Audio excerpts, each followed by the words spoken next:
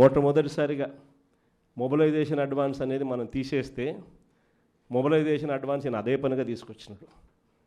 మనం reverse tendering మనం తెస్తే ఈయన రివర్స్ టెండరింగ్ క్యాన్సిల్ చేసినాడు. మనం జ్యుడిషియల్ ప్రివ్యూని మనం తీసుకొస్తే జ్యుడిషియల్ ప్రివ్యూని ఈయన క్యాన్సిల్ చేసినాడు.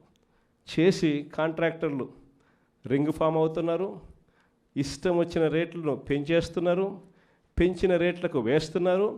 వేస్తానే ఈయన మొబిలైజేషన్ అడ్వాన్స్ 10% ఇస్తాడు, 8% వాళ్ళు చంద్రబాబు నాయుడుకి వెనక్కిస్తున్నారు.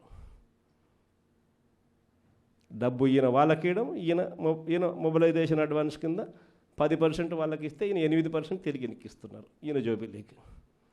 విచ్చలవిడిగా కరప్షన్. మరోవైపున చూస్తే రెడ్ బుక్ రాజ్యాంగం. ఏం చెప్పాల్సిన పనులు. రెడ్ బుక్ రాజ్యాంగం గురించి నాకన్నా మీకే బాగా తెలుసు. ఏ రకంగా పోలీసులను వాచ్మెన్ల కన్నా దారుణంగా వాడుకుంటూ ఏ రకంగా రెడ్ బుక్ రాజ్యాంగం నడిపిస్తూ ఉన్నారు. ఇంతటి దారుణమైన పాలన సాగిస్తూ ఉన్నప్పుడు ఇలాంటి దుర్మార్గం ఎక్కువ రోజు నిలబడదు.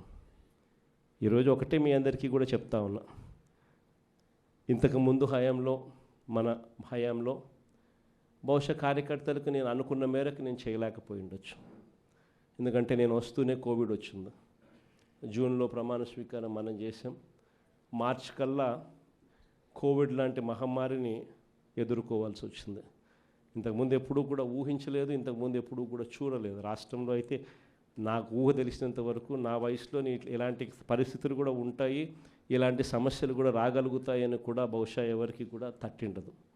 కానీ ఈసారి మాత్రం మీ అందరికీ చెప్తా ఉన్నా, ఈసారి మీ జగన్, మీ బిడ్డ మీరు పడతా ఉన్న కష్టాలను చూశాడు, మీరు చూపిస్తూ ఉన్న తెగువను కూడా మీ బిడ్డ జగన్ చూశాడు.